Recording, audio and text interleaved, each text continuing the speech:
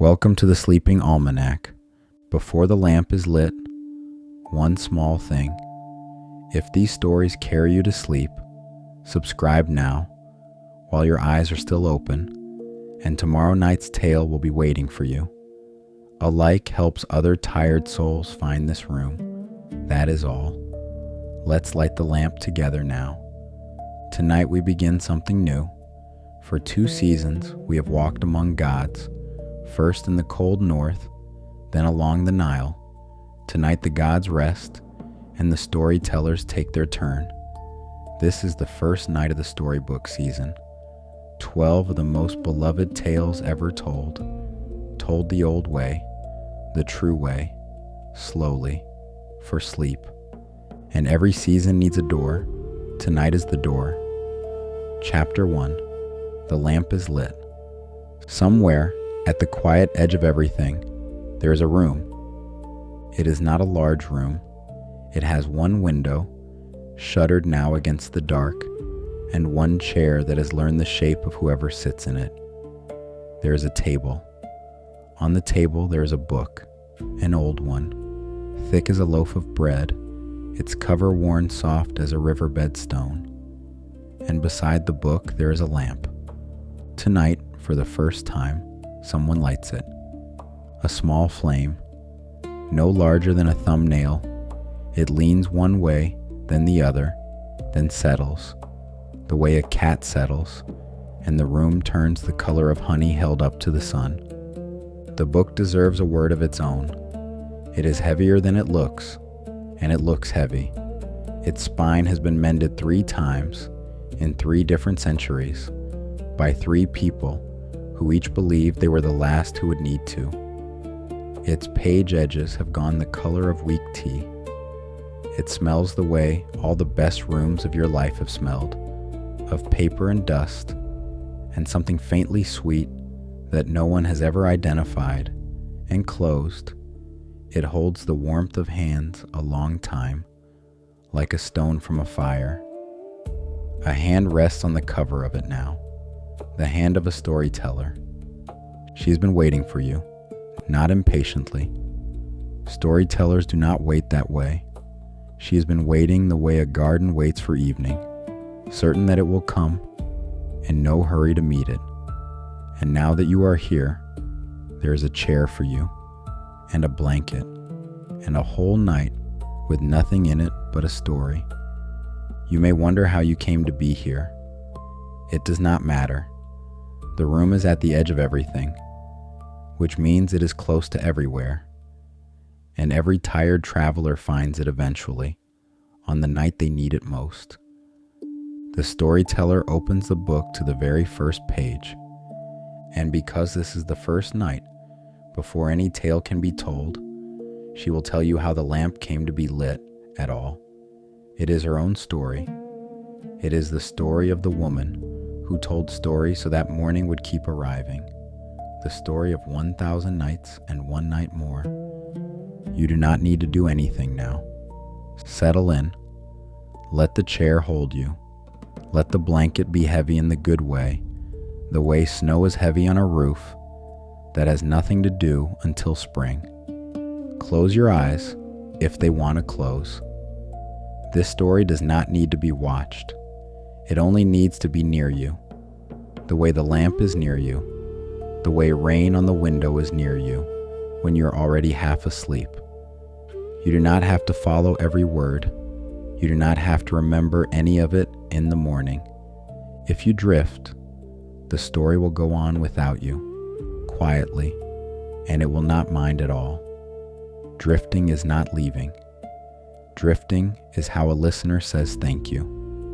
A word, before we begin, about where these tales come from. Everything told in this room, this season is old. Older than the lamp, older than the room, old the way rivers are old. These are the tales as the first tellers left them to us in the old books before anyone tidied them for the nursery or dressed them up for the theater. You may find, some nights, that the story you thought you knew has a different face by lamplight. The shoes are silver here, not Ruby. The mermaid is braver than you were told, and the ending kinder in its own strange way. That is not a mistake. That is the pleasure of the season. The old way is the deep way, and the deep way is the way down to sleep. And one more thing, whispered like a secret between us, nothing in this room will ever startle you. That is a promise that holds all season long. Whatever storms blow through these tales, they blow themselves out well before the end, every night, and every ending is a soft landing. You can trust this room. That is what it was built for. The flame leans and settles. We begin. Chapter 2. The City at Dusk. Long ago, and far from here, there was a city that the evening loved. All cities have an hour when they are most themselves. Some belong to the morning, all bells and bread and shutters opening. But this city, this old city of towers and gardens, between two slow rivers, belonged to the last hour of the light, when the sun went down behind the date palms and every wall turned the color of apricots. At that hour, the heat of the day finally loosened its grip.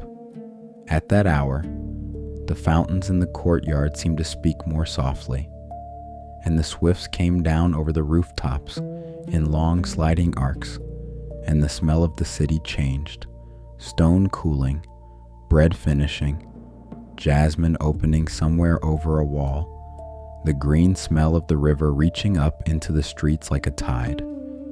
In the great market, the stalls were closing with the unhurried ceremony of stalls that will open again tomorrow. The spice sellers drew soft cloths over their hills of color, saffron and cinnamon and the deep red pepper, putting the reds and golds to bed. The cloth merchants rolled their silks the way you roll up a sunset. The bird sellers hooded the cages one by one, and the little markets of song went quiet inside them, and the melon seller, who had shouted cheerfully all day about the virtues of melons, said nothing at all now, only stacked the last of them in a cool corner, round and pale as sleeping moons. Lamps were lit in the doorways, one by one, unhurried, a city's worth of small flames answering the first stars. Merchants rolled their carpets closed. The last donkey carts creaked home. On the flat rooftops, families spread mats and cushions to sleep in the open air because the nights were warm, and the sky in that country was so thick with stars that sleeping under it felt like sleeping under a blanket that someone had shaken out over the whole world. Grandmothers claimed the corners by right.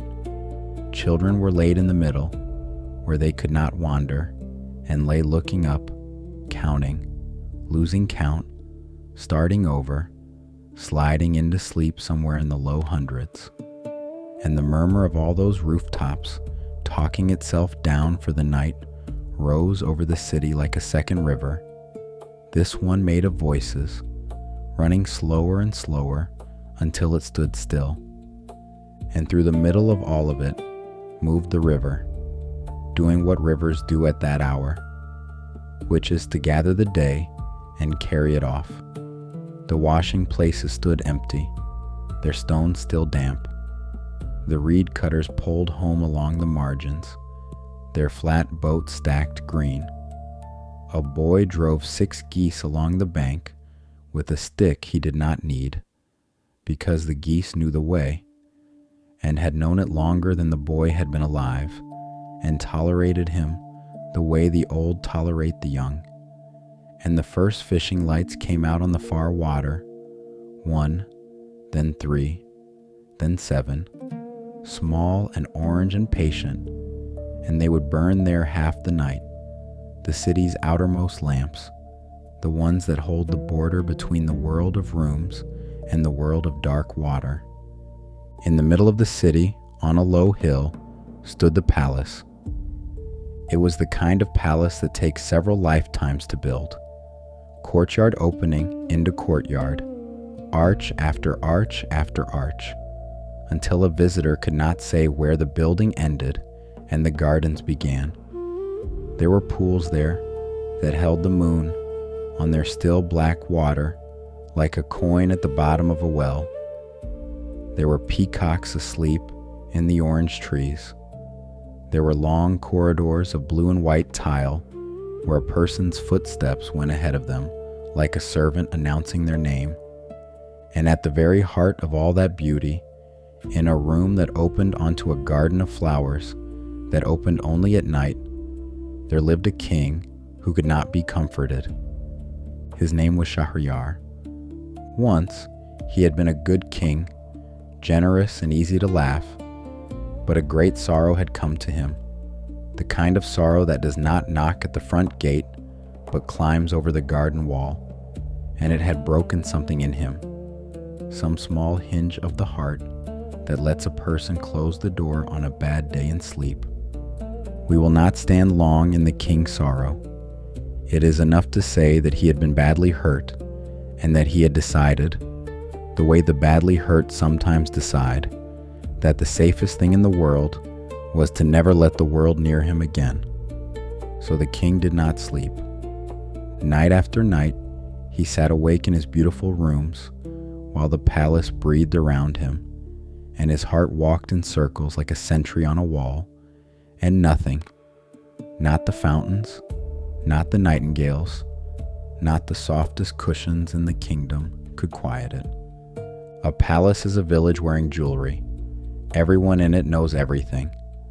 The cooks knew, and the gardeners knew, and the guards on the gates knew that the king had forgotten how to rest, and the sadness of a sleepless king settles over a city the way weather does.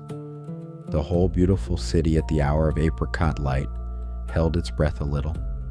Those years, waiting for its king to be well. In that city, there lived a man whose work it was to stand beside the king. His title was Vizier, which is an old word for the person who carries the keys and the worries. He was a careful man, gray at the temples, gentle with his servants, and he had carried the king's worry so long that his shoulders had taken a permanent, thoughtful stoop, like a man forever passing under a low doorway. And the vizier had 2 daughters. The younger was called Dunyazade, and she was young enough that the world still seemed to her a series of wonderful rooms to run through. The elder was called Scheherazade. Remember the name, the way you would remember the name of a friend you have not met yet, because the whole of this night belongs to her.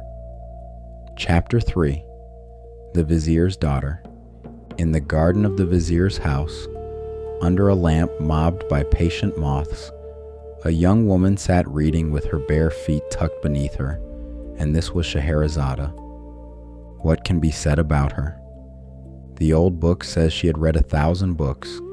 It says it plainly, the way you might say a person was tall, as if it were simply one of her measurements. 1,000 books of poets and kings, of medicine and stars, of the sayings of the wise and the deeds of the peoples who came before. But a person can read 1,000 books and only become heavy, the way a ship overloaded sits low in the water. That was not Scheherazade. Everything she read became lighter in her, not heavier. Facts turned to stories in her, keeping the way grapes turn to wine in a cool, dark room, slowly, sweetening, becoming something that warms. It had begun, as these things do, with a nurse, an old woman from the marsh country in the south, who had minded her as a baby and stayed on past all usefulness because no one could imagine the house without her, and who told stories the way other people breathe, constantly and to live. Every ailment of Scheherazade's childhood had been treated twice, once by the physician, once by the nurse, and the nurse's treatments were tales, administered at bedside, and it is a matter of record in that family that the tales worked faster. She was the sort of person who remembered the exact blue of a story's evening sky told to her once by that nurse 20 years before. She knew how every tale in the city ended, and better, she knew where every tale in the city liked to rest along the way. The shaded spots, the wells, the long views. She knew stories the way a river pilot knows a river, not from a map, but from having traveled every mile of it in every season, in flood and in drought, by day and by night. In the evenings, she read in the garden of her father's house, sitting with her legs crossed on a cushion by the fountain, a lamp at her shoulder, while the moths made their small devotions around the flame. Dunyazade would lie with her head in her sister's lap and say, "Tell me the one about the fisherman," and Scheherazade would close the book she was reading, because the story a listener asks for is always more important than the story on the page, and she would begin. Her voice, they said, was low and even, like water moving under ice. Nothing in it hurried, nothing in it doubted. When Scheherazade said once, long ago and far from here, the words worked on a listener the way a key works in a lock, kept oiled and true. Something in the chest turned over, softly, and a door swung open onto somewhere else. Now, the Vizier loved his daughters the way careful men love, quietly, thoroughly, with contingency plans. And in those years of the king's long sleeplessness, the Vizier came home each evening grayer than the evening before, because a kingdom whose king cannot rest is a boat whose captain will not leave the wheel, and everyone aboard feels the drift. One evening, Scheherazade set down her book in the garden and looked at her father a long while. "Father," she said at last, "I want you to bring me to the palace." The Vizier's heart dropped through him like a stone through still water. He said no. Of course he said no. He said no, the way fathers say it, first loudly, then quietly, then with his head in his hands. He reminded her of the king's sorrow, of the heaviness of that house, of the 100 good reasons a wise young woman should stay in her father's garden with her books and her fountain and her sister and her whole long life. And Scheherazade listened, because she was a good listener, before she was anything else. She let all of his worry finish saying itself. The fountain spoke into the silence for a while. Then she said, gently, "Father, someone must sit with him." That was the whole of her argument. She did not claim to be brave. She did not claim to have a plan, though she had one, folded small inside her, the way a sail is folded before a voyage. She only knew what every storyteller knows, and what she knew better than anyone alive, that no one heals alone, and that there has never yet been a night so locked that a story could not slip beneath the door. The old book does not tell us how long they sat in that garden, the worried father and the certain daughter, while the lamp burned down and the moths kept their small vigil. It tells us only how it ended. It ended the way it always ends, in the old stories, when a daughter has decided. The Vizier went up the hill to the palace, walking slowly, like a man carrying something breakable. And he told the king, "My daughter Scheherazade asks to come this evening and keep you company through the night, for she is a teller of tales, and it may be that a story will do what the fountains and the nightingales could not." And the king, who had long ago stopped believing that anything could help him, but who was too tired that evening to refuse, said, "Let her come." Chapter 4. 1,000 Books. Her father's library was a long room with a ladder on brass rails, and in the days before she went up the hill, Scheherazade climbed it the way sailors climb rigging, without looking down. Preparation is a quiet kind of magic, and she prepared. In the days before she went up the hill, she walked the rooms of her father's library, the way a general walks the walls of a city, though there was nothing warlike in her. She was simply taking account of what she had. Here were the shelves of the poets. Here were the travelers, the ones who had crossed deserts of salt and seas, the color of green glass, and come home to write it down. Here were the books of the stars, with their diagrams like spider webs strung between the planets. Here were the animal fables, the wise fools, the kings in disguise, the lamps, the rings, the gardens, the ships. She did not choose one story to bring. That was the heart of her plan, and it is worth understanding, because it is the reason there is a season of nights ahead of us, and not just one. A single story, however fine, comes to an end. But Scheherazade had noticed something about stories that the people who fear the dark have never noticed. She had noticed that every story, if you tell it truly, opens a small door in its side, and through that door, you can see the beginning of another story. The fisherman in one tale walks past a tower, and the tower has its own tale. The tower's tale mentions a garden. The garden has a gate. The gate has a keeper. The keeper had a grandmother, and the grandmother, once long ago, found a lamp. Stories do not end, she knew. They only rest and hand the lantern on. She spent one whole evening with the maps, not because she meant to travel, but because a storyteller must know the roads her tales walk in from. Here was the road the silk came down, through passes so high the snow never left them. Here were the sea lanes, drawn in faded ink, with little penned monsters in the empty places, which the mapmaker had included, her father said, not because he believed in them, but because a map with no monsters is a lie of a different kind. Here was the whole world, pressed flat, folded 8 times, smelling of cedar and dust, and every inch of it, she thought, was somebody's long ago and far away.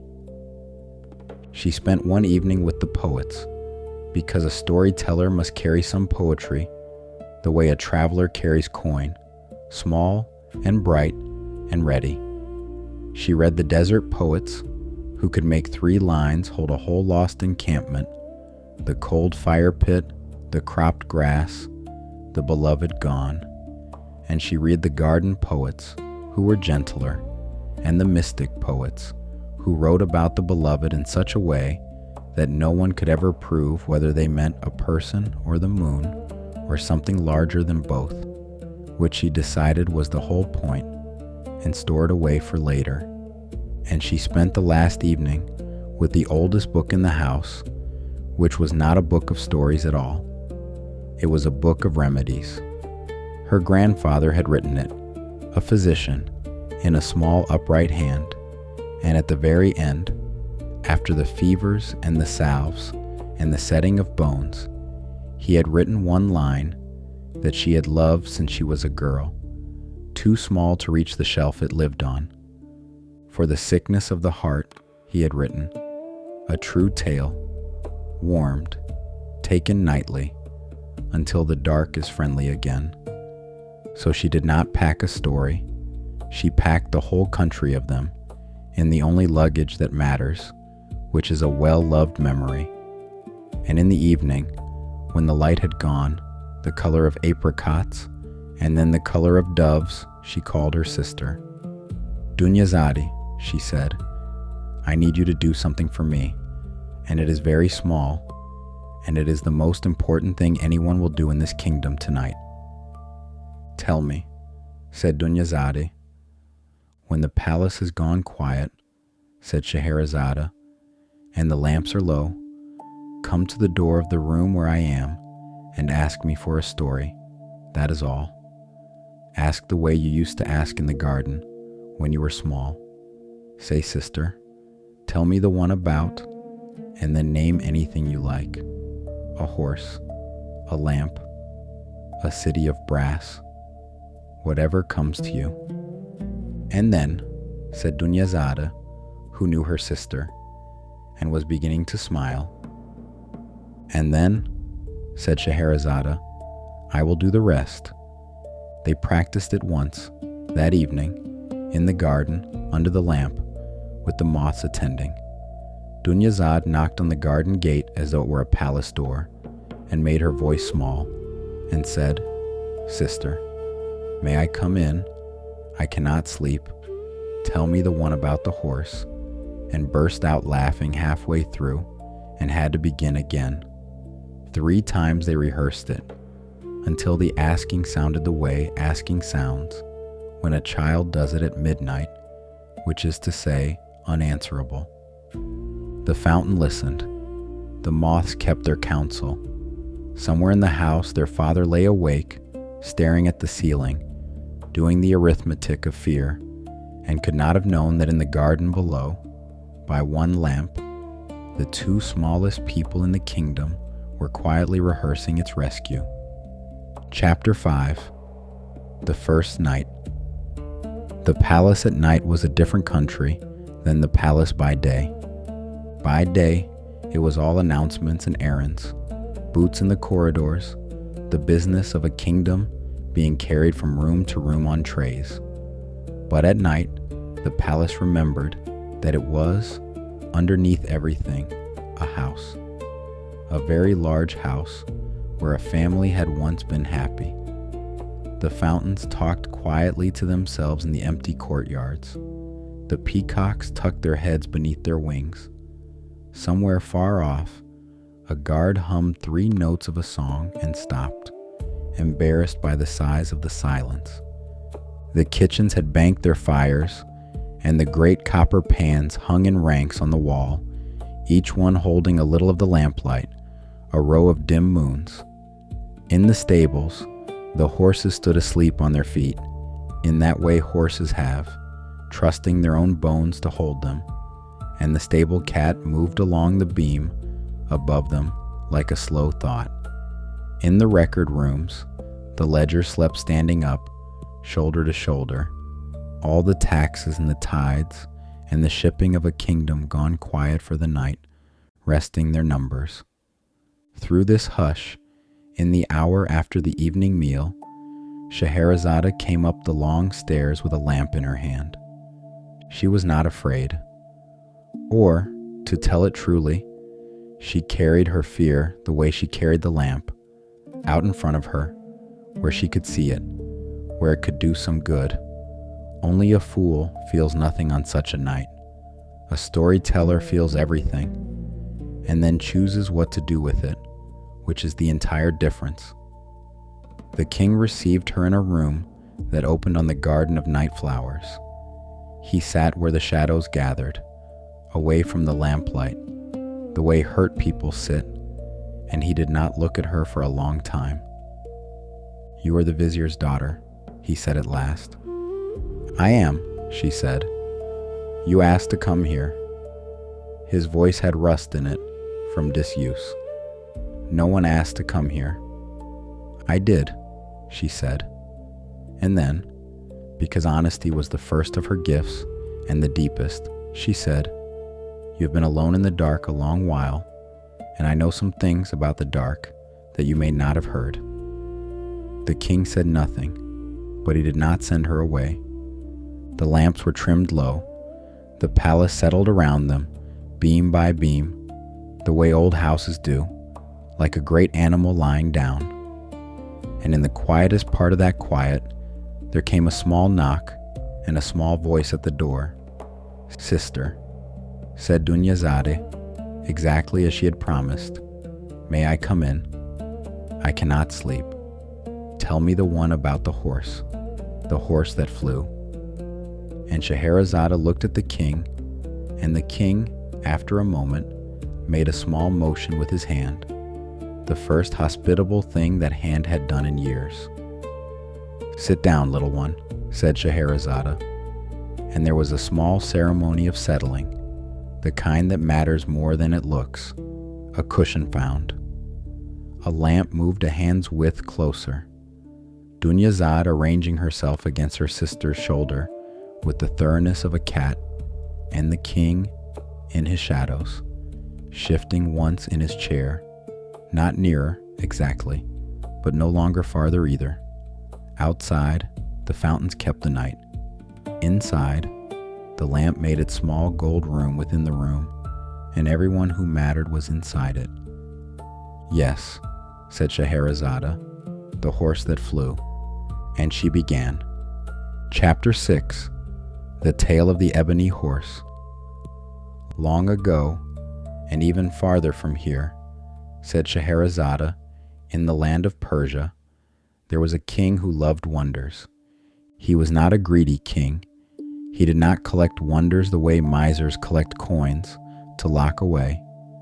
He collected them the way children collect smooth stones and interesting feathers for the pure pleasure of turning them over. His palace was full of clever things. A water clock that told the hour with little brass birds. A garden where fountains played music. A chessboard whose pieces were carved so finely that the pawns had individual faces. Every one of them worried. Twice a year, at the turning of the seasons, this king held a great festival, and inventors and craftsmen came from every corner of the world to show him what they had made, because he was known to be generous, and kinder still, he was known to actually look at what you had brought closely, with his hands behind his back, asking good questions. The festival mornings began before light, with the striking of the awning poles, a sound like a wooden orchestra tuning, and by the time the sun was up, the square had grown a second city of canvas and rope. There were sellers of colored ice from the mountains, packed in straw, sold in slices like melon. There were men who could pour tea from a height of 6 feet into a cup the size of an egg and spill not one drop, and did so all day, with the expression of men doing something ordinary. There were parrots that recited poetry, and one, famously, that criticized it. And at one such festival, when the pomegranate trees were in flower, and the whole city smelled faintly of sugar, 3 sages came before the king with 3 marvels.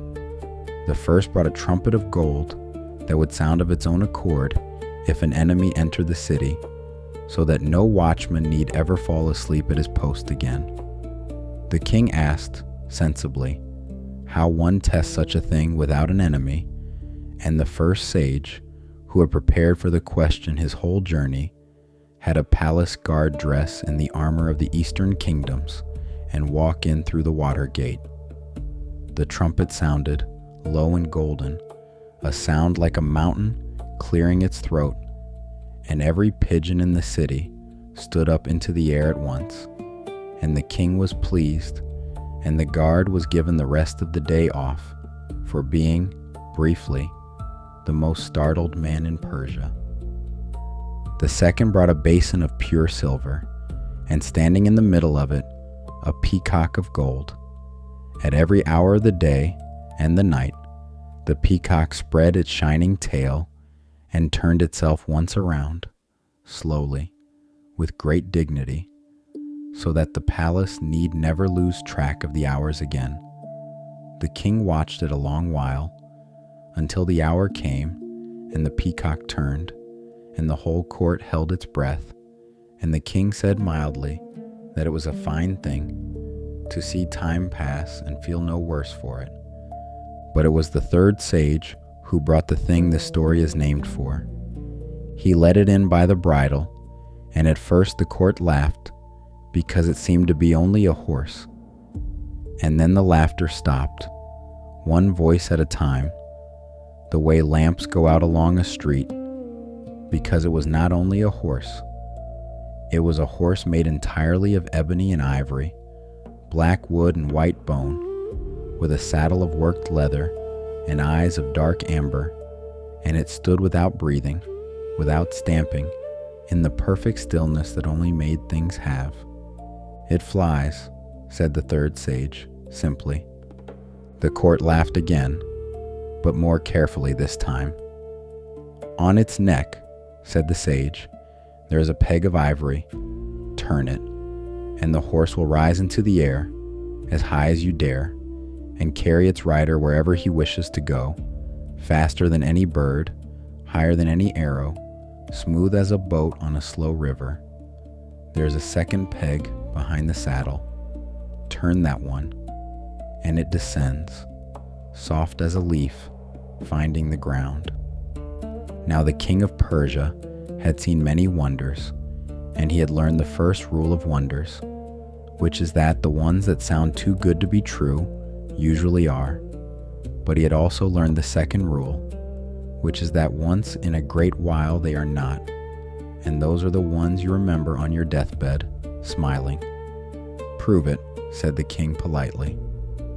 But before any proving, there was the matter of the price, because the third sage, unlike the first two, had not come for gold.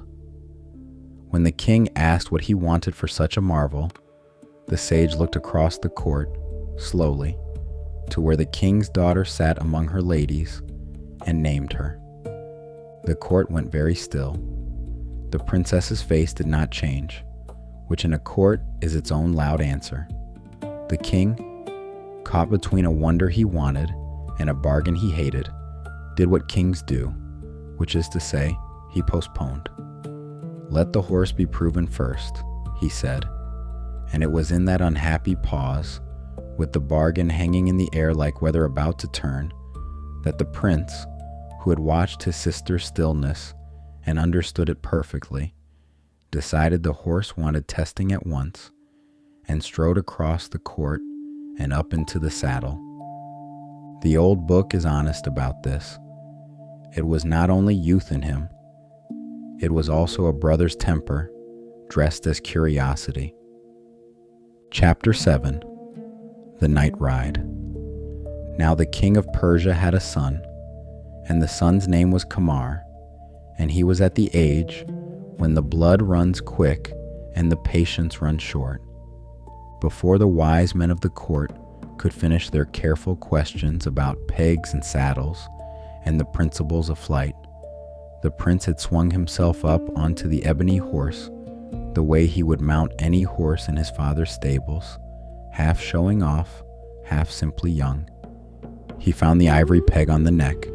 He turned it, and the world let go of him. There was no lurch, no leap. That was the strangest part, he said afterward. The ground simply excused itself and stepped away, politely, like a servant leaving a room. The palace courtyard became a pattern of tiles. The pattern became a garden.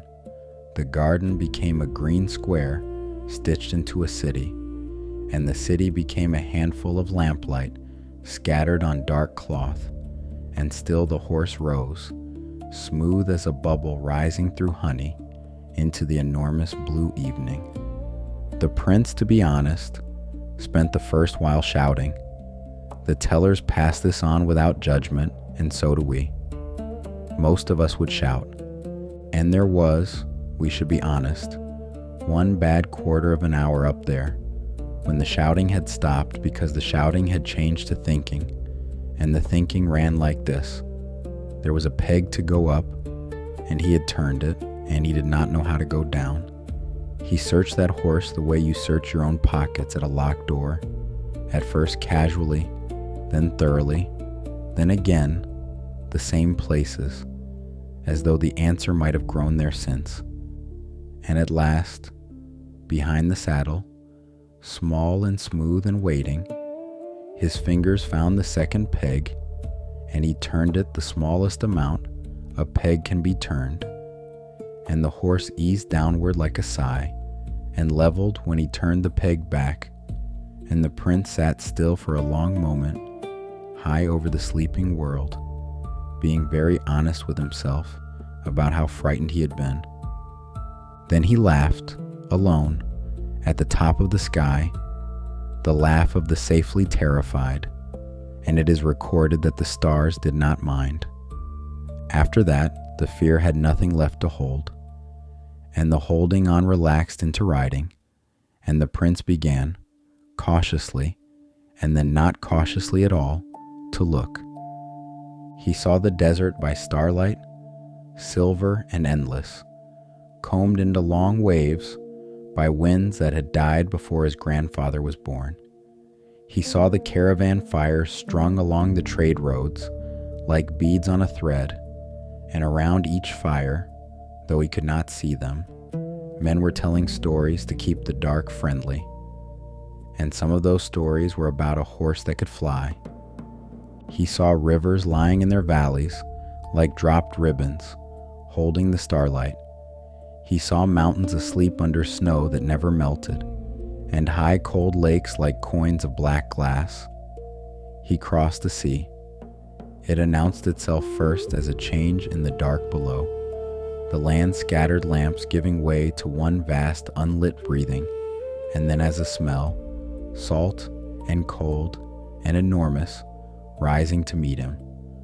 For a long while there was nothing below him but the patient sound of water and the moon lying on the swells, folding and unfolding, folding and unfolding. Once he passed over a ship, a single lantern at its stern, and he heard, very faint, a sailor singing to keep the watch awake, and he hung there a moment in the dark above the mast, listening, unseen, the way we are sometimes permitted to hover at the edge of other lives.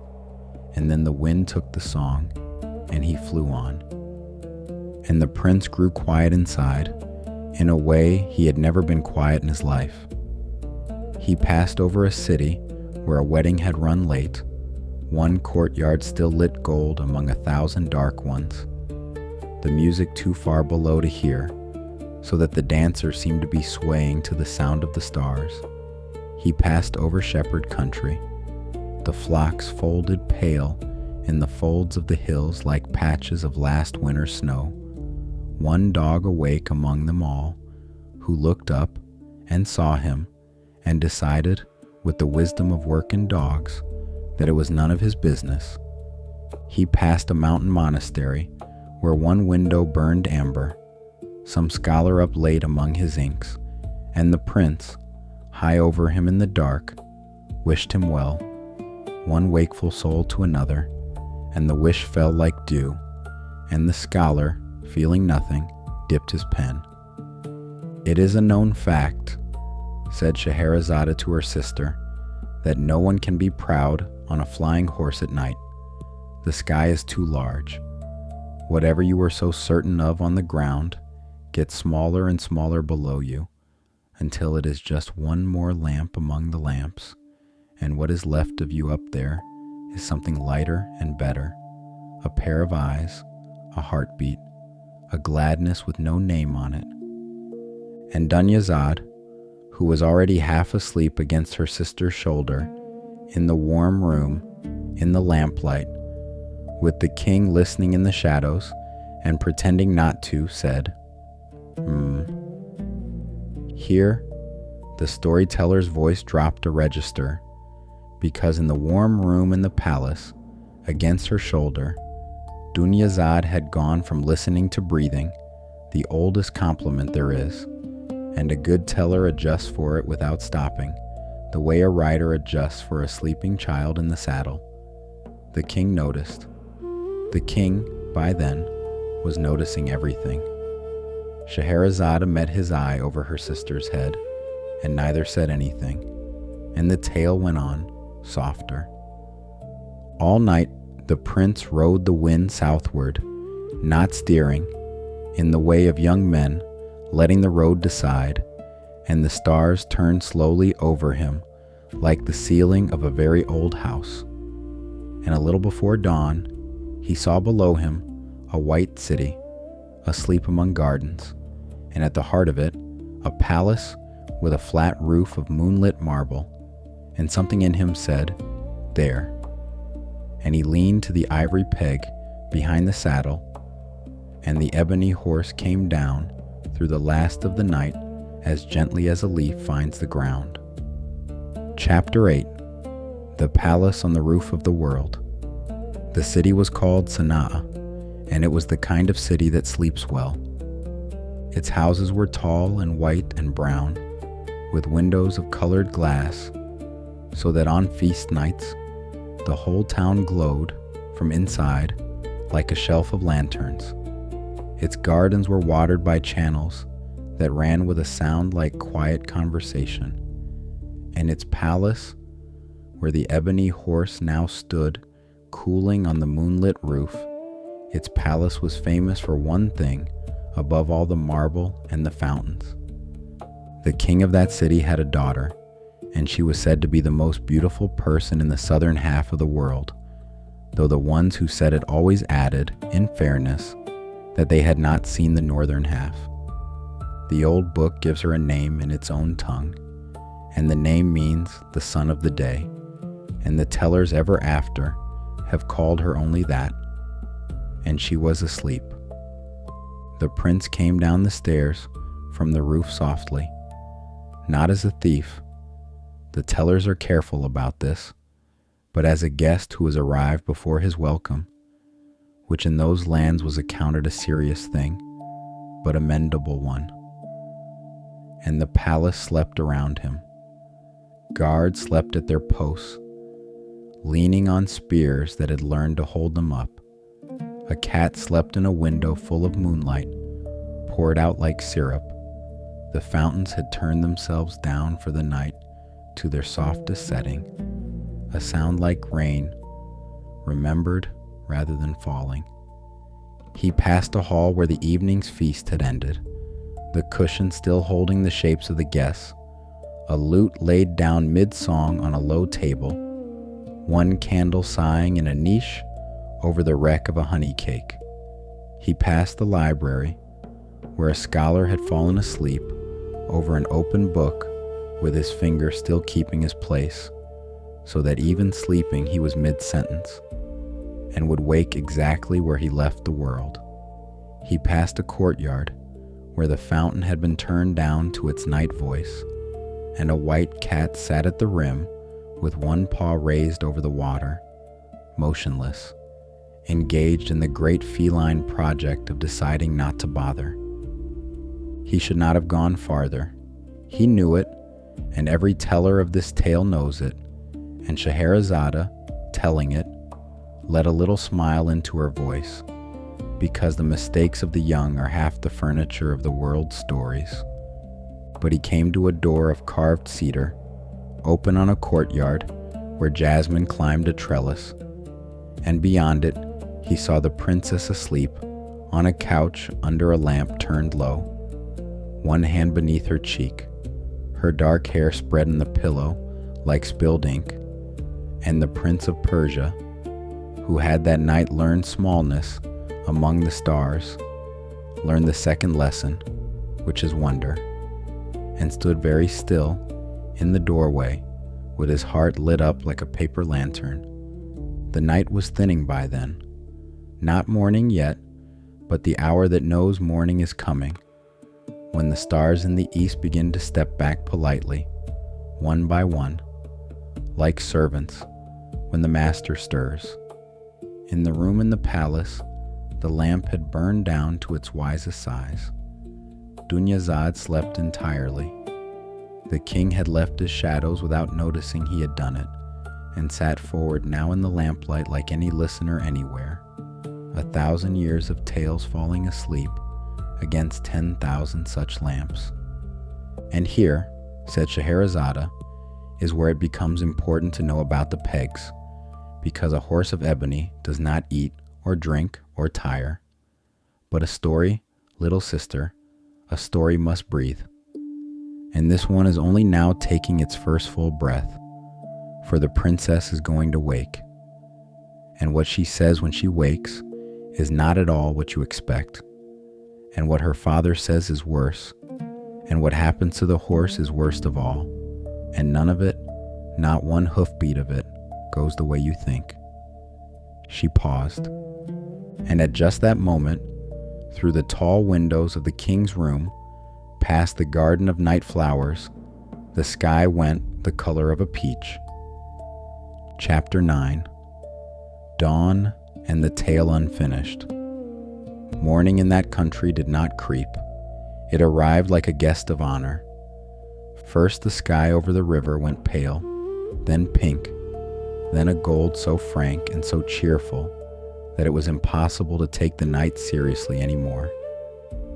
The swifts woke first and went up like thrown handfuls of grain. Then the doves began in the eaves, that round soft sound, like a question asked kindly over and over. Then bread. You could smell it from the palace hill, the whole city baking at once, and hear the first carts and the first calls of the sellers, and under it all the fountains, turning themselves back up to their daytime voice. On the river, the first fishing boats were putting out, unhurried, their sails the color of moth wings, and the fishermen spoke in low voices, not because anyone slept nearby, but because the hour asked for it, the way certain rooms ask you to walk softly. A heron lifted from the reeds, unfolded itself into the pale air, and rode away upstream with that slow wing beat that always looks like the first. And somewhere in the palace gardens, a gardener began raking the gravel paths, a sound like patient tide. In the kitchens, far below, the banked fire was being woken, gently, with small wood and smaller words, the way you wake anyone you depend on. The water carriers were on the stairs. In the mews, the falcons were unhooded, one by one, and sat blinking at the morning with the affronted look falcons keep for every morning, as though dawn were an appointment no one had cleared with them. The whole great house was performing the oldest play there is, the one where night hands the keys to morning and swears. It was all quiet, nothing to report. Scheherazade stopped in the middle of a sentence, not at the end of one. This matters, and she did it the way a musician lifts the bow while the note is still rising. The princess had just opened her eyes. The prince had just opened his mouth. And, "It is morning," said Scheherazade in a completely different voice, a plain daytime voice, and she stood and smoothed her dress and began to trim the lamp. The king sat forward in his shadows. "The tale," he said. "It is morning," said Scheherazade again, gently, as if reminding him of a rule they had both agreed to long ago. Tales are for the night. A tale told by daylight goes stale. Everyone knows that, like bread left uncovered. And this one is just getting to the part worth hearing. If I tell it now, tired, badly, I will spoil the horse and the princess and the whole of it, and neither of us will ever forgive me. Silence. The fountains talked. The doves asked their kind question. "Then come back tonight," said the king. His voice, doing this, sounded like a door that has not been opened in years, which is to say, it complained, but it opened. "Tonight," agreed Scheherazade, as though it were nothing, as though it were not the sun rising in the middle of the night's dark heart, as though the whole world had not just quietly changed direction in that room. "Tonight, and I will tell you what the princess said, and when that tale is done, there is a better one behind it. There is always," she said, picking up her lamp, "one more story than there are nights to tell it in. That is the first thing a storyteller learns, and the last thing, and the only thing, truly." And she bowed, and she went home, down the hill, through the waking city, and the city did not know yet what she had begun, though it would. She bought bread on the way from the first stall to open, because rescuing a kingdom is hungry work, and the baker, who had known her since she was small, gave her the loaf too hot to hold, and told her she looked tired, and she agreed that she was, and ate the bread walking, tearing it the way you do when it is too hot, in the blue and gold morning, with the swifts going up like grain overhead. And she slept the sleep of the very brave, straight through the bright of the day. And the king of that city, for the first time in years beyond counting, stood a long while at his window, looking out at the morning, thinking not of what he had lost, but of a horse of ebony, hanging in the southern sky, and a princess about to speak. That evening, when the lamps were lit, Scheherazade came up the stairs again, and so it began. Chapter 10, 1000 Nights and One. She came back that evening, as promised, and the tail of the ebony horse took up its breath exactly where it had been holding it. The princess woke and did not scream, which surprised the prince very much. She looked at him for a long moment, the way you might look at a person who has appeared in your courtyard out of a clear night sky, and then she said, with the calm of someone who has read a great many stories herself, "You are either a thief, a dream, or a prince, and you do not stand like a thief." "I may be a dream," admitted the prince, who was honest by nature. "I have had a strange night." "Dreams," said the princess, sitting up unhurried, arranging her hair with the composure of a person who has read about exactly the situation and always suspected the books were exaggerating. "Dreams do not usually look so worried. What are you called, and how did you come to my roof?" So he told her.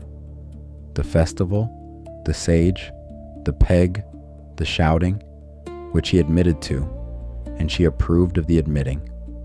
The sea by moonlight, the sailor's song, the city that had said, "There," and the roof that had risen to meet him like a hand held out. "That is either the truth," said the princess when he had finished, "or the best lie ever told on this roof, and there have been some good ones. My aunts sleep up here in summer. Either way, you had better sit down." They talked until the birds began, and it was the kind of talking that decides an entire life without either person noticing, and there is no need to repeat the rest of it here, because everyone who has ever been young knows the whole of that conversation by heart already. But the course of it did not run smooth, said Scheherazade, and here the tale opened its side door, the way her tales always did. For the princess's father woke and found a stranger in his palace and was not calm at all, and it took the better part of an evening and a good deal of courtesy on all sides and one very diplomatic breakfast before it was agreed that a prince who arrives by flying horse, however irregular his entrance, is still a prince and might in time be considered a suitor, provided he could prove the horse. And that was where the trouble truly began, because the third sage, the maker of the horse, had followed his marvel south with a grievance in his chest. He had built the finest thing in the world, and the world had given the glory of it to a boy who merely sat on it and turned a peg. "Grievance," said Scheherazade to her sister, "is a seed that only grows in the dark, and that man had been watering his for a long while." So on a bright morning, by a lie told kindly, the sage got the princess onto the saddle before the prince, saying the horse must be exercised, and the prince's father wished it, and a dozen other soft false things, and then he mounted behind her, and turned the ivory peg, and the ebony horse went up, like a swift, into the wide blue day, and did not circle back.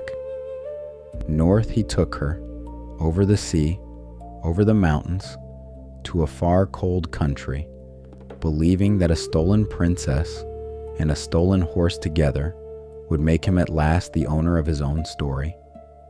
He was wrong, of course. Thieves of stories always are. For the princess, the one they called the son of the day, was not a lady in a tower by temperament. She had read as many books as the storyteller telling of her, nearly, and she knew exactly what a clever person does when captured, which is this: nothing. Nothing. Done beautifully, at great length.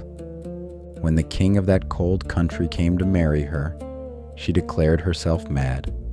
And here, said the storyteller, you must understand that this was not the wild madness of stories told badly. This was a scholar's madness, built the way a mason builds a wall, stone by considered stone. She wailed at meals, but only at the fish course, and never twice in the same key. She spoke to the curtains, courteously, asking after their health, and paused for their answers, and thanked them. She insisted the moon had been stolen and sewn into the hem of her gown, and she walked carefully because of it, in small steps, so as not to bruise the moon, and the whole court found itself walking carefully behind her, in small steps, without quite knowing why. She addressed the northern king as grandfather, which he minded, and occasionally as a large blue heron, which he minded more. The court physicians came first, of course. She diagnosed them back. She felt the first one's forehead and prescribed him a broth for excessive certainty. She looked at the second one's tongue and told him, gravely, that he had swallowed a false conclusion and that it had gone to his liver. The physician retreated in reasonably good order, and the northern king, who wanted a bride and not a puzzle, sent word through all the lands for anyone who could cure her. Weeks this took. Weeks of walking softly to spare the moon in her hem, of befriending curtains, of keeping her face a locked room with the lamp burning far inside it where no one could see. And every one of those days, said the storyteller, she woke not knowing whether her prince was alive, and chose each morning to believe he was, which is the hardest scholarship there is. And this, said Scheherazade, settling back, is where the tale turns kind again, because word travels. Word always travels. It goes with the caravans and the pepper ships, and it reached, in time, a dusty young man, walking the market roads, half the world from home, who had asked in 11 cities after a horse of ebony and ivory, and been laughed at in every one of them, and who did not stop, because love and stubbornness are the same coat worn on different days. But before that word reached him, there was the searching, and the searching deserves its due, because it is most of what love actually is.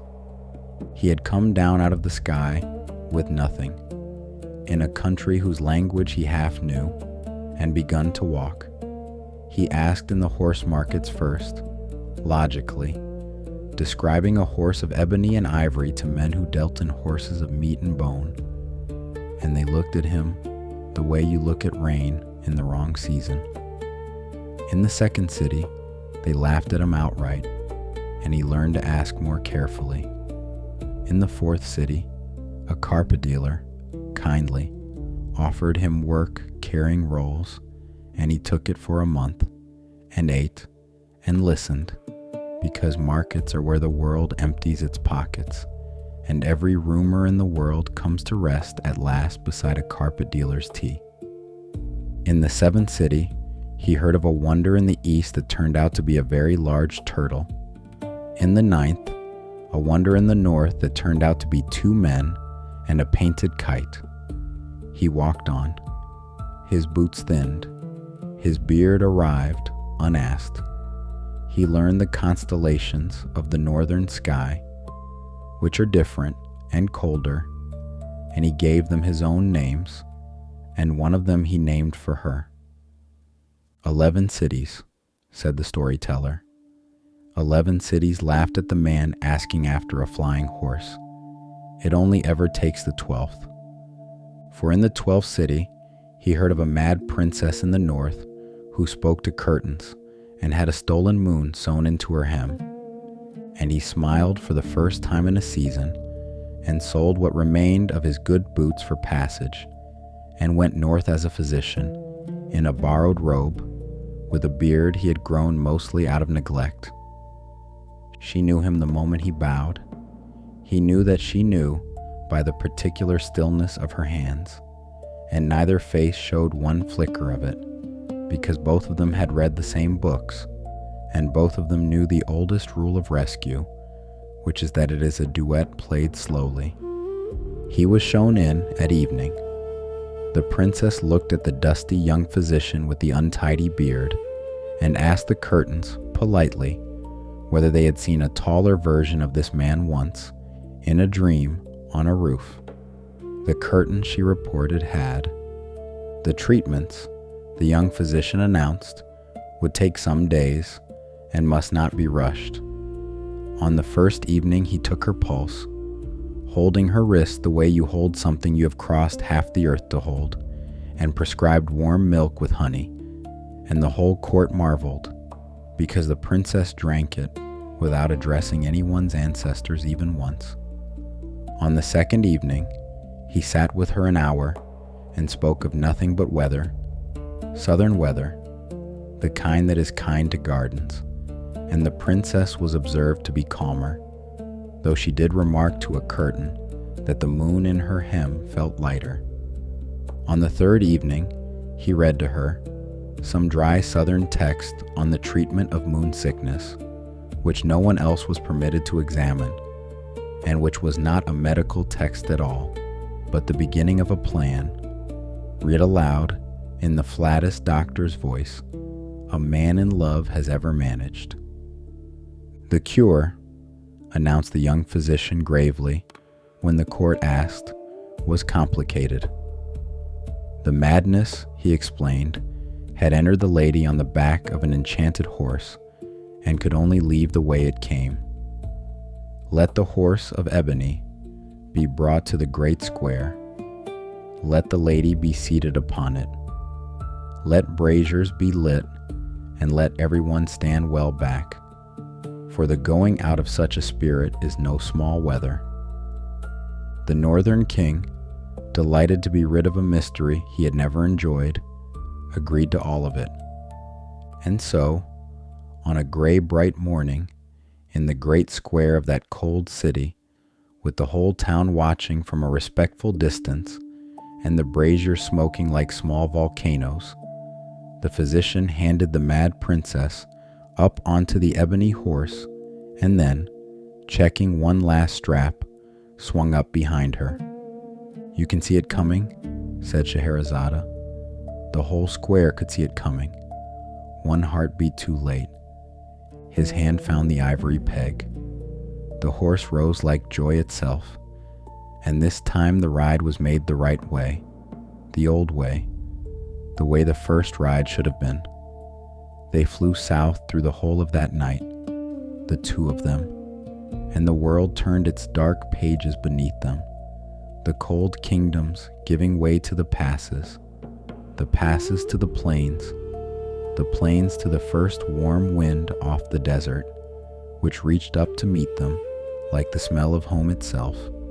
They did not talk much up there. There is not much need above the world, with the stars close enough to read by, and the lands of the earth asleep below in their long dark beds. Once she pointed, and he looked, and it was the sea, holding the moon. Once he pointed, and she looked, and it was a line of caravan fires, red beads on the black, and around every one of them, though neither rider said it aloud, somebody was surely telling a story. As for the horse of ebony, the old book gives it a hard ending. When the wedding was done, the prince's father, who had seen for himself what a door that opens onto the whole sky can carry off, ordered the horse broken, and it was, and the old book does not apologize for him. But storytellers have argued with that ending for 1,000 years, gently, the way you argue with weather. And the tellers I trust add only this, that in every stable, in every kingdom that tale has ever reached, there has been, ever since, one stall left swept and empty, just in case, and that horses dream of it, which is why they stand so still at night, listening upward. Behind them, in the great square, the smoke of the braziers swirled where the horse had stood, and the north kept its own story of that morning forever after, the story of the day the madness flew away and took the physician with it. And here the tale remembers, as good tales do, the person we left grieving. For all this while, in Persia, an old king who loved wonders had stopped loving them. His sun had gone up into the sky, off the back of a festival morning, and never come down. And the king had the trumpet of gold and the peacock basin carried to a storeroom, because he could not look at marvels any more, and the palace of clever things went quiet, and the water clock's little brass birds sang the hours to rooms that no longer counted them. So you must imagine the morning, said the storyteller, when a shape came out of the southern sky, how the word ran up through the palace like water running uphill, which it only does for joy. How the old king came out onto the terrace with his heart in his mouth and watched the ebony horse descend as gently as a leaf finds the ground, exactly as a sage had promised him a lifetime of mornings ago, and how it carried not one rider but two. The tellers say the king wept on his son's neck, and then, being a king, apologized to the princess for weeping, and she, being who she was, said that in her country it was considered the correct response to flying horses, and wept too, to keep him company, and they were friends from that hour.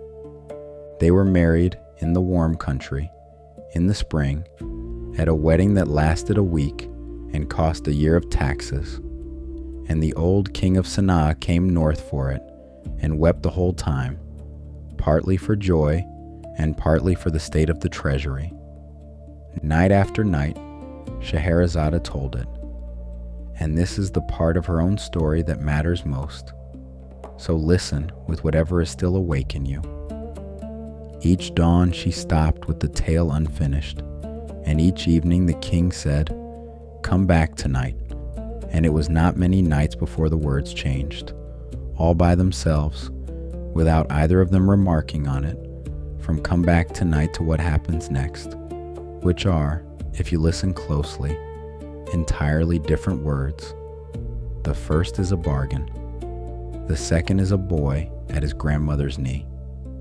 And when that long tale finally ended, in the pale first blue of a morning, the king let out a long breath, and Scheherazade, before the breath was finished, said, "Of course, that is nothing beside the tale of the fisherman and the bottle." And the king said, "The what?" And she said, "Tonight," and went home to sleep.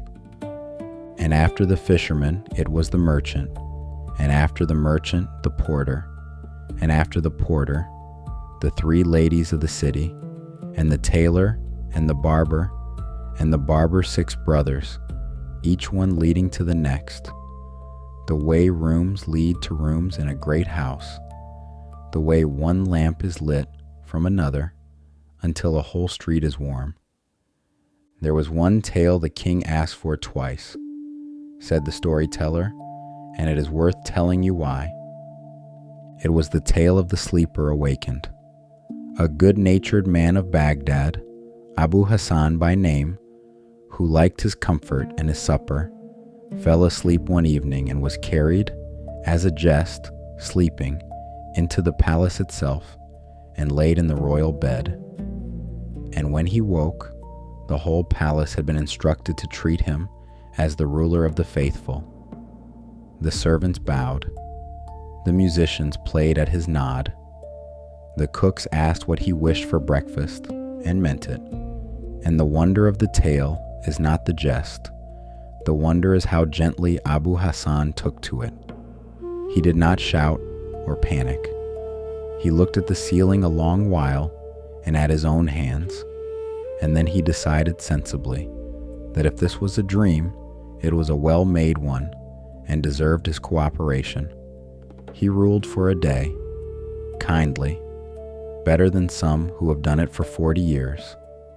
He settled a quarrel between two gardeners. He sent a purse to a poor man he remembered from his own street. He ate an excellent lunch. And when he fell asleep that night and was carried home again and woke in his own plain bed, he was not bitter. That is the part the king asked to hear twice. Abu Hassan stretched and looked at his own familiar ceiling and said, "Well, it was a fine day, wherever it happened." "No tale in the whole book," said the storyteller, "is better for falling asleep inside, because it keeps its promise, which is the promise of this room too. Wherever you go, when your eyes close, you will be treated kindly there and carried home after, and the waking will be gentle." The fisherman's tale, since you are wondering, went like this, in small. A poor fisherman, gray in the beard, casts his net 4 times into the sea, which was his custom and his ceremony, and 3 times draws up sorrow, a dead donkey, a jar of sand, a basket of broken glass, and the 4th time he draws up a bottle of brass, stopped with a stopper of lead, and inside the bottle, folded up the way smoke folds when it has nowhere to go, is a spirit as old as the mountains and in a very bad temper about the whole arrangement.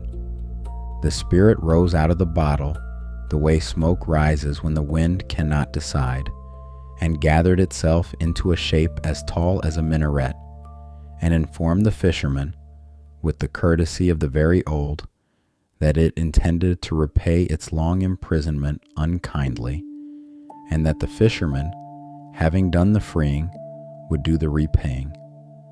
And the fisherman, standing in his patched boat with his empty net, an old man at the end of an unlucky morning, looked all the way up at the towering spirit and stroked his beard, and said that before any repaying happened, he had one small question, as a fisherman, a practical man, about the bottle.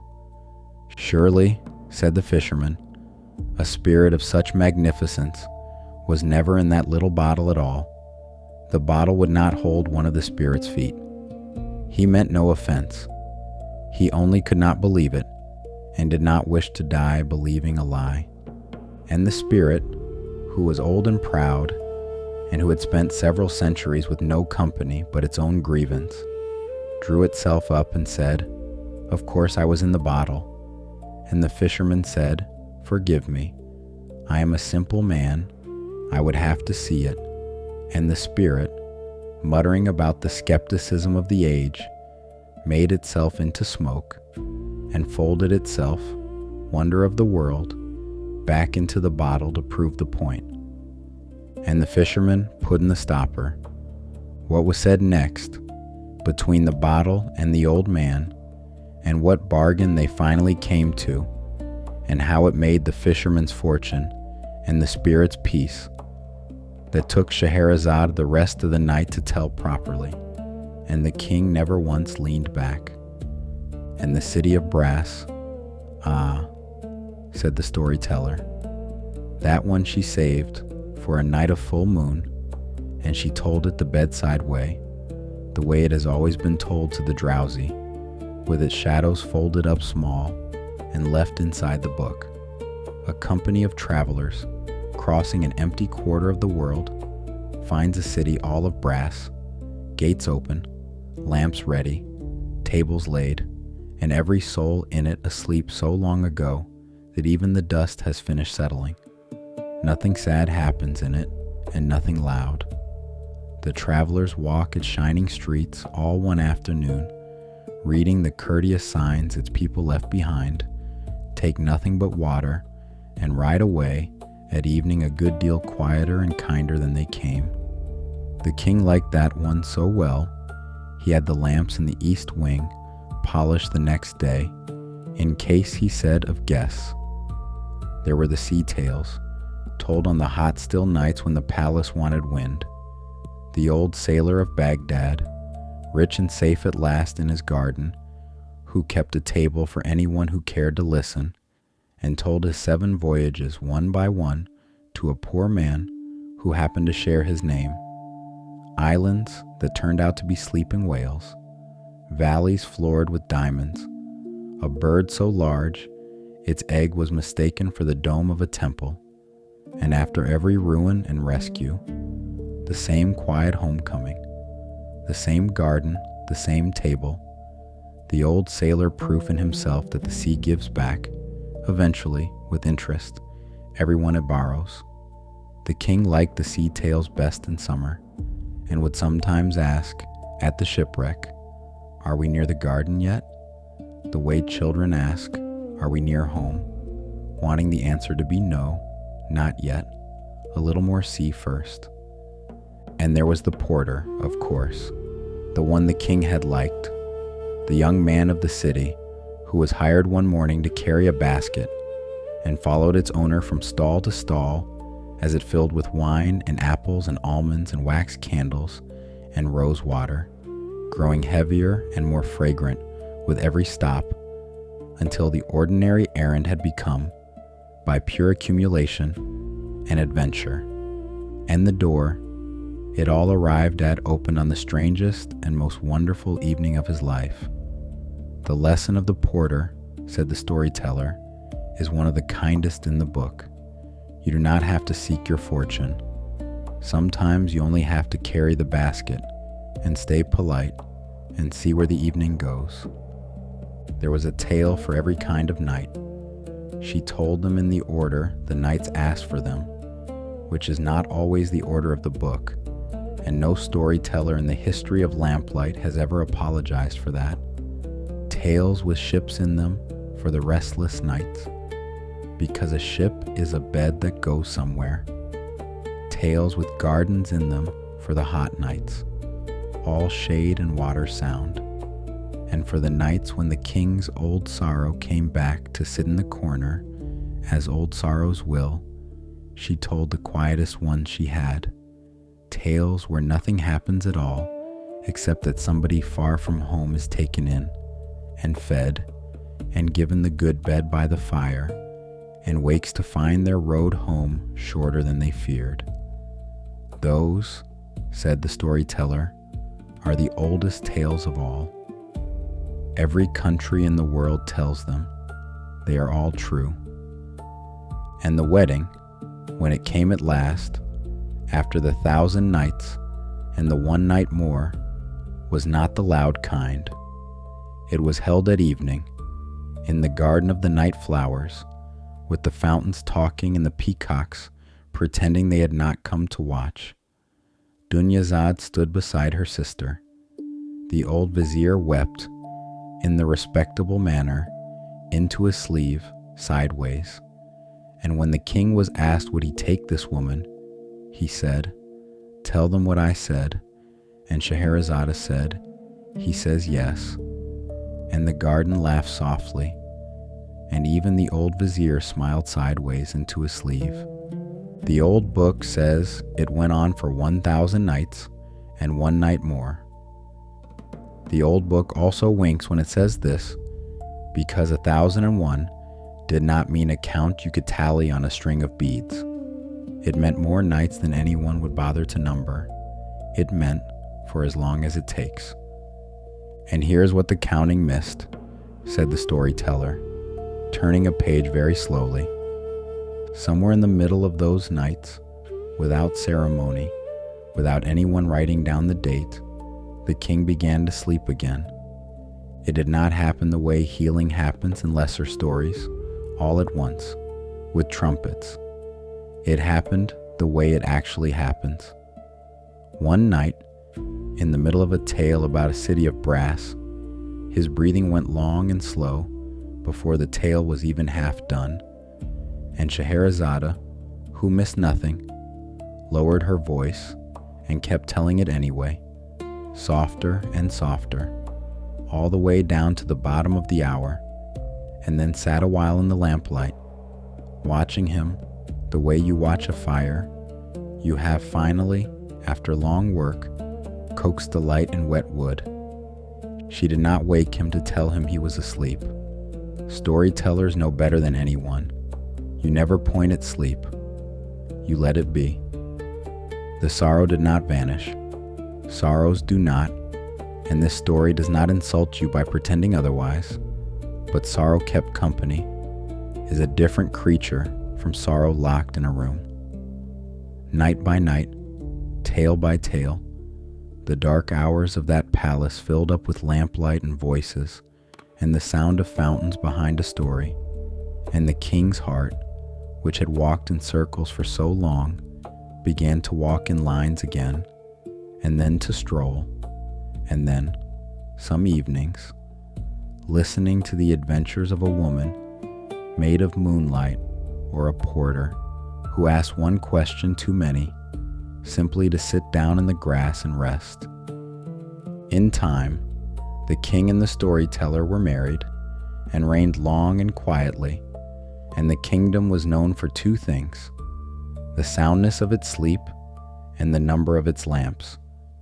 The old vizier lived to see it, and retired at last from carrying the keys and the worries, and took up a small garden of his own, where he grew quinces, and was frequently found asleep in a chair in the afternoon sun with his mouth open, which after such a life is not laziness, but wages.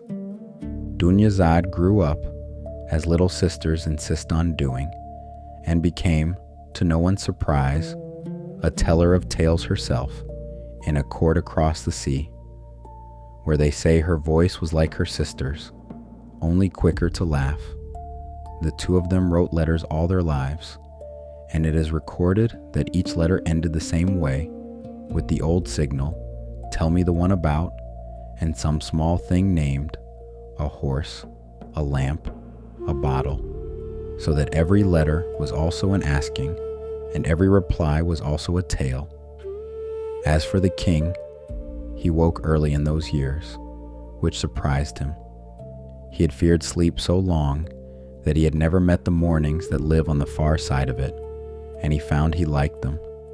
He took to walking the garden of night flowers at dawn, when they were closing, to thank them for their shift, he said, and the gardeners pretended this was ordinary, and loved him for it. And if you have wondered, some night, why the last lamp in a house always seems to burn a little past everyone's bedtime, as though someone somewhere were still listening, now you know the reason. It is hers. Chapter 11. The Library of Night. The storyteller closes the old book for a moment, here, and looks at you. Not to check on you. Checking is for centuries. She looks at you the way a gardener looks at a bed at dusk, to enjoy it, quietly, the way things growing are enjoyed. You may be wondering what became of all those tales, the 1,001 of them, after they had done their work and healed a king. They went where tales go, out. They left that palace the way swifts leave an eve, one and two and then hundreds, over the walls, down the trade roads, aboard the pepper ships, folded into the packs of pilgrims, carried by nurses into other kingdoms, and by sailors into other languages, changing their clothes at every border the way travelers do, until there was no country on the round earth that did not have a lamp burning somewhere over a listener, and a low voice saying, "Long ago, and far from here." Some of them you will meet this season, in this room, under this lamp. There is a shelf here, just at the edge of the light. You cannot quite see it, but you can hear it, the way you can hear a garden through an open window at night. Everything on that shelf is waiting its turn, and it can wait patiently, because waiting is what stories do best. They are immortal, precisely because they are in no hurry. On that shelf, there is an old brass lamp with a dent in its side, and inside the lamp, folded up impossibly small, is a palace and a wedding and a very embarrassed magician. There's a glass slipper resting on a cushion of velvet with a road of midnight and pumpkins still shining faintly inside the heel. There's a small pot of paint from a nursery in London and a thimble beside it, which was once mistaken for a kiss, or a kiss which was once mistaken for a thimble. The shelf cannot remember which and refuses to choose. There's a pair of silver shoes, scuffed at the toes from a long road of yellow brick. There's a rose from a roof gutter in the far north, pressed between two panes of window ice by a boy and a girl who will need most of a winter to find each other again. There's a long bow of yew, smelling of green leaves and rain, and beside it one arrow fletched in gray goose feathers and a horn. There is a comb of pale coral from the bottom of the sea, with one long copper hair still caught in its teeth. There is a spindle, wound with 100 years of the softest sleep ever spun, which the shelf keeps well back from the edge for obvious reasons. There is a wooden loom shuttle from a house by the Yellow River, worn smooth by a daughter's hands, and a soldier's whip lying quiet beside it, retired. There is a stalk of green bamboo, sealed at every joint, and from inside it, if the room is very dark and you are very drowsy, comes a light like the moon through paper.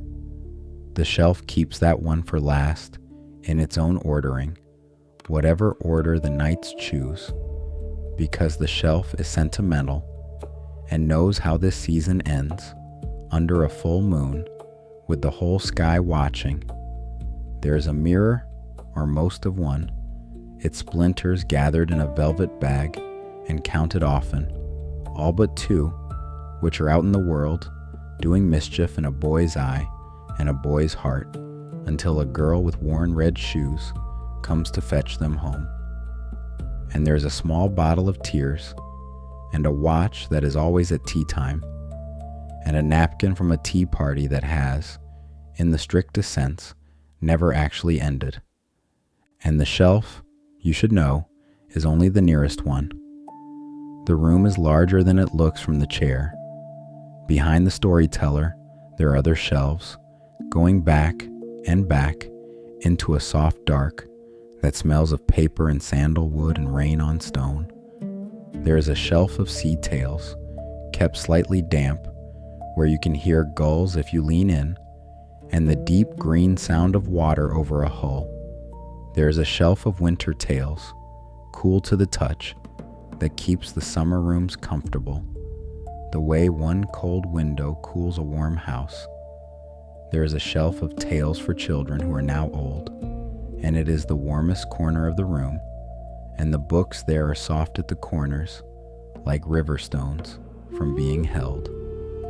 There is a small locked case of tales, too sad to tell at night, and the key was lost on purpose a long time ago by someone kind. And there is a ladder on brass rails, like the one in a garden library far from here, and it glides when it is pushed, with a sound like a long hush. And if you ever cannot sleep in this room, which has never yet happened, the storyteller would push that ladder down the dark rows slowly, just for the sound of it. And further back, on shelves whose turn has not yet come, other things are waiting without impatience. A glass mountain, very small, in a bell jar. A spinning wheel, with one strand of straw still in it, gone half to gold. A single feather from a golden goose that made everyone who touched it stick fast to their neighbor, which the shelf keeps well away from everything else, on advice. They can wait. Seasons of nights are long, and the room is patient, and so now are you. The storyteller runs her hand along the edge of that shelf, once, softly, the way you would touch the spines of books in a house you loved as a child. Listen, and you can hear the room itself, paper settling, which is a sound like the smallest possible tide going out, the beams overhead easing their shoulders, the lamp using its oil, a sound too small to have a name, though if it had one, it would be a word meaning golden and patient and almost gone. Libraries at night are the quietest loud places in the world. 10,000 voices, all of them holding their breath, all of them keeping until morning. All of it can wait, she says. Tonight was the door, and the door is open now, and it stays open. That is the whole trick of this room. The lamp goes out, but it is never far from the match. Chapter 12. Goodnight, and the lamp at the edge of morning. The night is deep now, even at the edge of everything. The city of towers and gardens has gone quiet between its two rivers. The last cart reached home hours ago.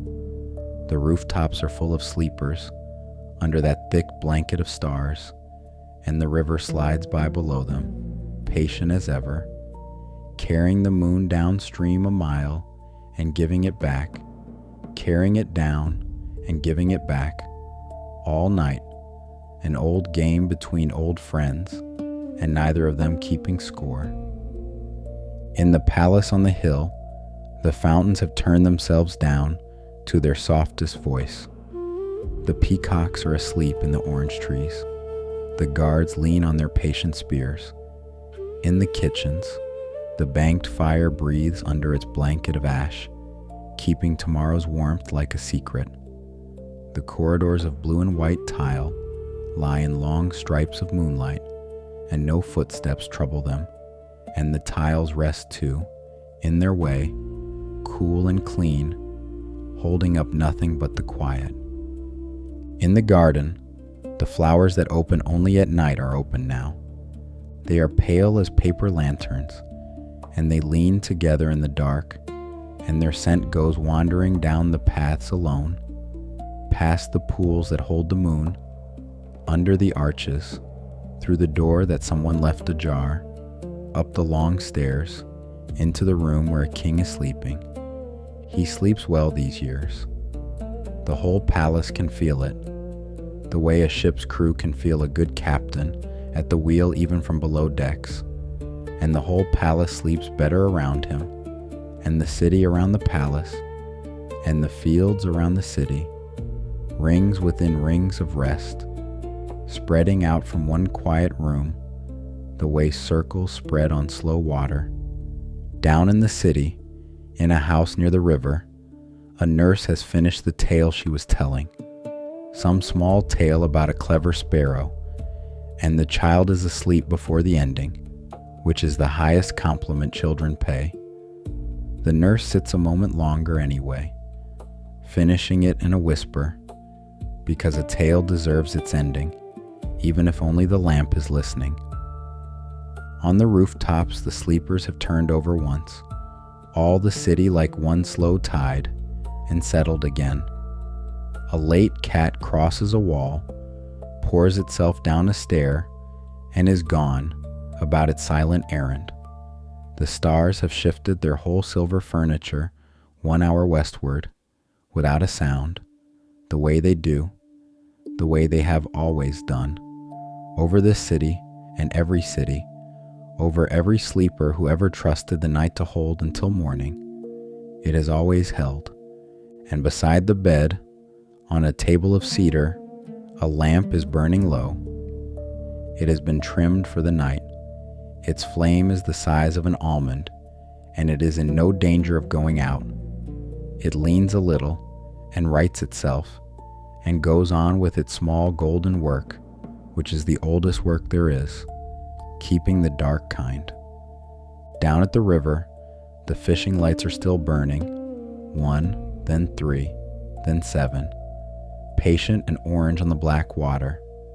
A late boat slides between them without a sound, someone's son coming home from somewhere, and the lights let him pass and close their ranks of reflection behind him, and the river carries the small event away and files it with the others, under night, under water, under years.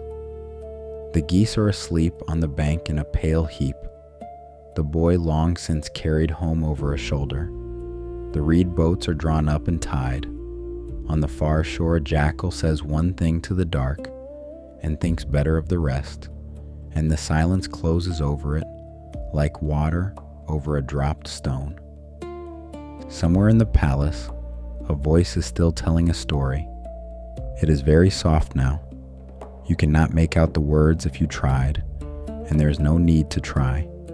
It is the sound a house makes when it is loved, the sound of a tale going on without you, comfortably, the way rivers go on, the way stars do, the way the world does, all through the night, whether or not anyone is awake to mind it.